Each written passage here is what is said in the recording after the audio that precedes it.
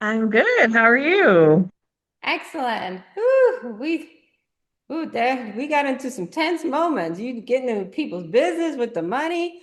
But here's the thing. Let's start off. I always say this. I'm like, we talk to our kids about sex, drugs, but we don't talk to them about money. And then we surprised that as adults, we learn on the job or fail on the job. Talk about that. Why don't we have conversation? We don't even do things like passport savings. Remember when you were in school, you had your little thing, and then you would go to the bank and you'd see your little deposit and your interest, and you'd fill out passport savings accounts.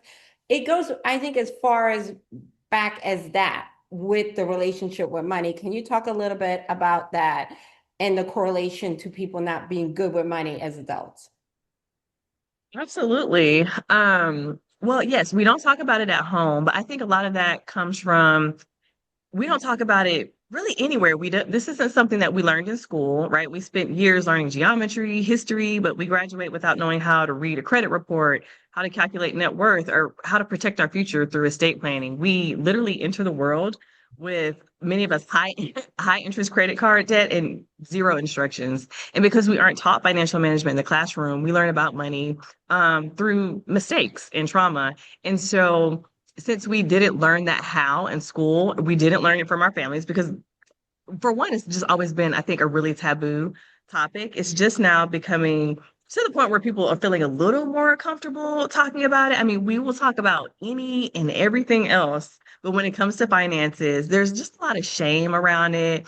Um, and embarrassment. So that's one of the things that I really love about this show is that we are making it easier to have these conversations and to just make it a natural part of our life and just to have these money conversations around the kitchen table. I loved in the episode that I saw the money that he thought he was making, and then you came with the real numbers, and how she was like, I don't need to work, but the math wasn't mathing. How do you have these uncomfortable conversations? Because, hey, one thing about math, two plus two is four, no matter what time of day, no matter what language, it's still going to be four. So, how do you have these conversations? Because as a couple, they don't even know how much they make to Hmm. actually. How do you have this conversation? Because before Yeah. you can solve the problem, you need to be like, why don't you know how much you make? Why don't you know how much she makes? And why was the conversation never had in terms of like, are we having a joint checking account? Are we doing separate? Are we doing all three? Talk about that aspect because you seem to be the bearer of news. Like it was like it came out of nowhere, and you're like, you should know this. Right. Yes, I tell people you can't really fix it until you measure it. And so many people think that they really understand their financial picture and what their expenses are. But they don't because they're not measuring it. And I know because I was in the same situation years ago before I climbed out of debt. I thought, in my head, I had the math in my head, I know what it is. It wasn't until I actually started tracking every single expense, I didn't realize how many of those little small purchases added up because I wasn't spending on anything big. It was those little tiny things that were adding up. And as far as them not knowing what each other was making or spending. That is very, very common. I was engaged at one point and we called off the wedding about a month before the wedding due to financial incompatibility because we weren't having those tough money conversations. We took premarital counseling. They barely touch the topic. And even when they do, it's very, very high level. So most people go into these relationships having no idea how to have these conversations or what to even say. Like you said, people don't even know about like, should we combine our finances? Should we have separate accounts? Should we do a hybrid approach?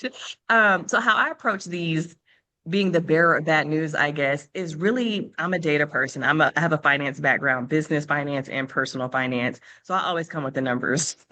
And you can't argue with the numbers. They are what they are. So I always start with the data.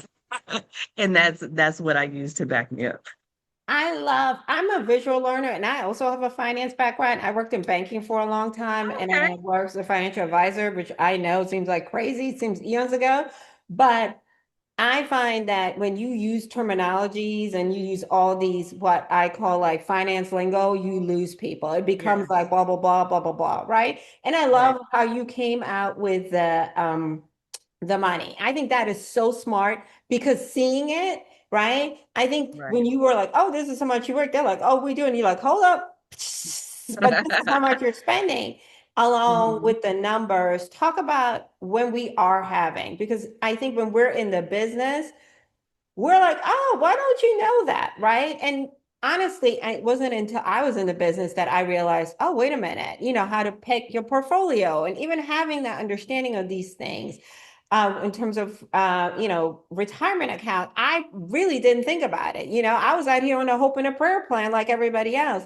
So talk about, just understanding when you are working with a financial expert, making sure that they understand that a lot of times you're coming in blind. And maybe the reason you're not doing the things you're supposed to, because you find it very intimidating and overwhelming.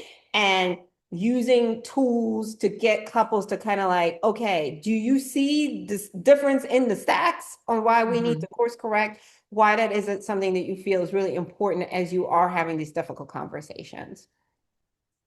I'm sorry. So what was the specific I question? think I'm like you using that visual tool. I think that really helped. And what made you go that route? Because I do Oh, think, saying it, gotcha. because you don't want to come across like a parent, like, oh, you're overspending, right? So Right. it's just easier sometimes to be like, okay, this is what you have, and this is Right. what you're doing. Yeah, because like you said, most people are visual, right? Like even for myself, I thought I had a handle on my finances. I was tracking it mentally, but to actually see it, like physically see it, and then have that comparison. This is what you make. This is what you owe. By the way, because this is what you make and your expenses are X, you will never pay off what you owe. Uh, that just having that picture is very, very impactful. A lot of times you can tell people something. You can tell me something all day until I see it, I don't get it. So, people are visual and they need to really see how bad the problem is in order to really process that information. I think also for men, how much they make and being able to provide is a huge part of their identity. Hmm. How do we have these conversations? Because again, one thing I do very much like about your approach is it's non-judgmental. You're not Hmm. saying to somebody, well, if you were making more money, you would be in a better situation. You meet people where they are.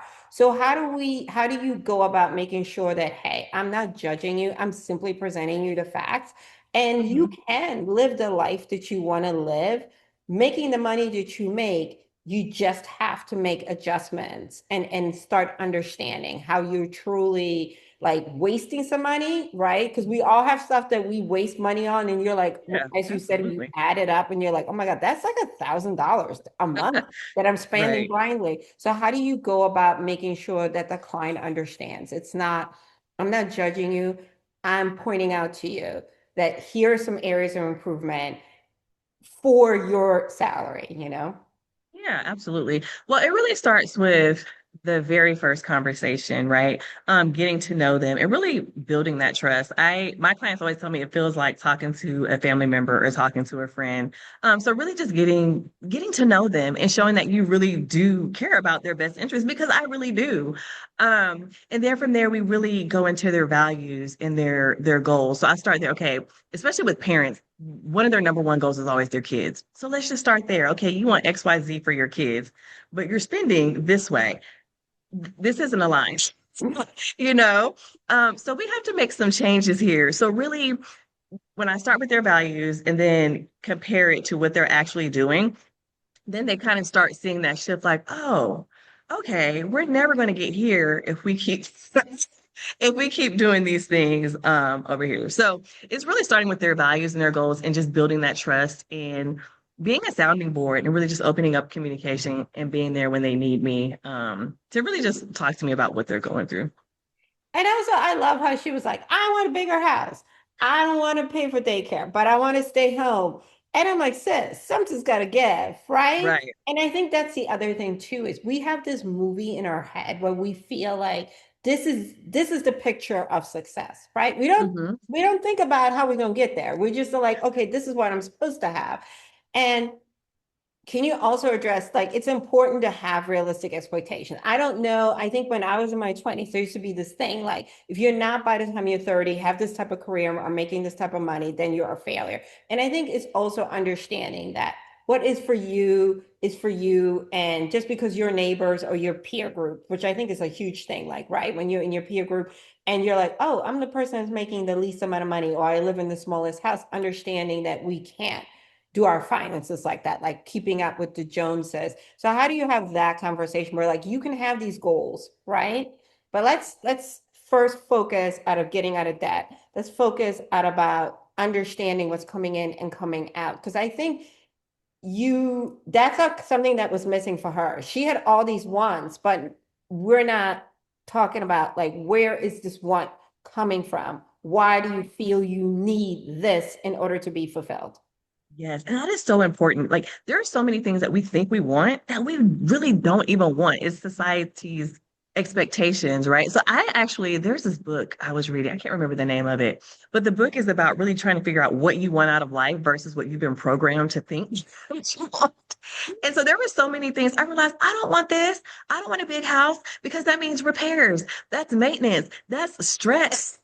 Like I actually want this, So it's really sitting down and figuring out what it is you want for your life. Everyone wants to keep up with the Joneses. And I know from working with the Joneses that most of them are broke. They are living paycheck to paycheck. They may be driving the Benz, they may have the house. That house is in forbearance. It's about to be foreclosed on. And some of them are about to live in their car. Like I literally know people like that. And everyone thinks that they have it together and they don't. I really want to purchase a minivan, but I drive a paid off car right now.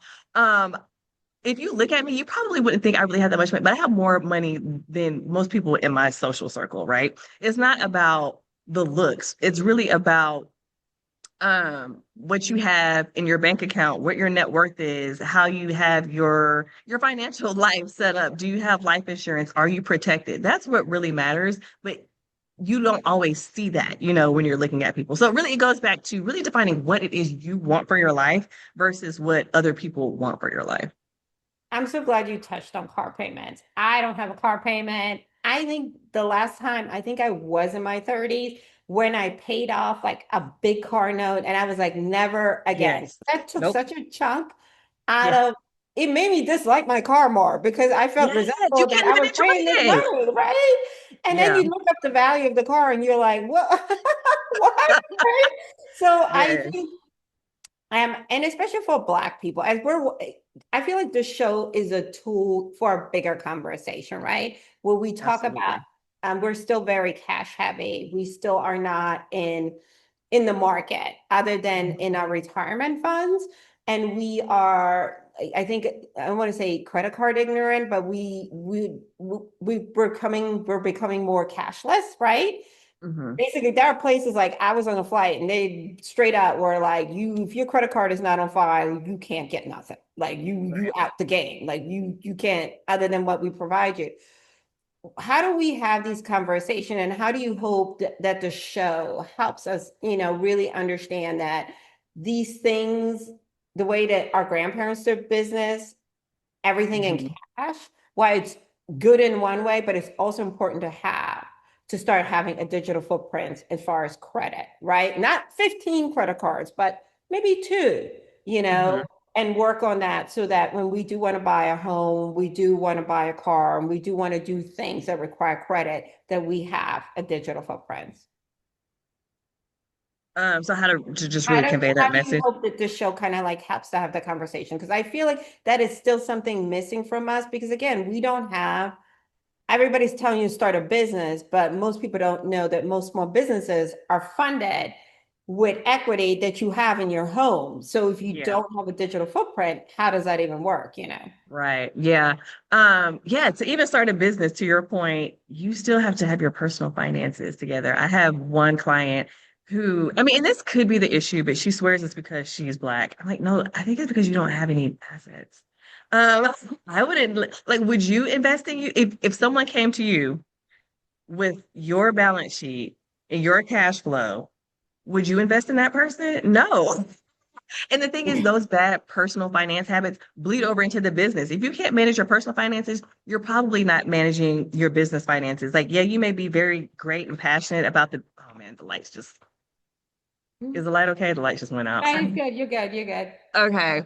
You may be great at your craft and the actual business, but the operations and running, like, that back end, you don't know what you're doing. And so if you're bad at your personal finances, you're probably going to be bad at your business finances as well. So it's very important to get that in order first before even opening a business, in my opinion, or at least hire someone that knows what they're doing. But even then, you still want to know enough to provide oversight so that that person isn't robbing you blind, you know? Absolutely. Well, it was an absolute joy speaking with you today. And I think like we need the show because there's a lot of conversation. There are things that I'm sure we're still, even within our own family, we're like, girl, what we doing? Like you don't have like at this big old age, right? And I do Right. think it's hopefully it's a catalyst for us to have these uncomfortable conversations without judgment. And I do love that Yes. about your approach that you are, because it can be hard sometimes when you hear things, and you're in your brain, you're thinking like, are we serious right now? But I think you do it in a very respectful and just trying to, number one, have couples communicate with each other. And number two, there is want and then there's reality. We all want things, but we need to start with the reality. Right. Absolutely. Absolutely. Thank you so much and happy Thank you. It's holidays been to such you. a pleasure speaking with you. Happy holidays. Absolutely appreciate you. Bye.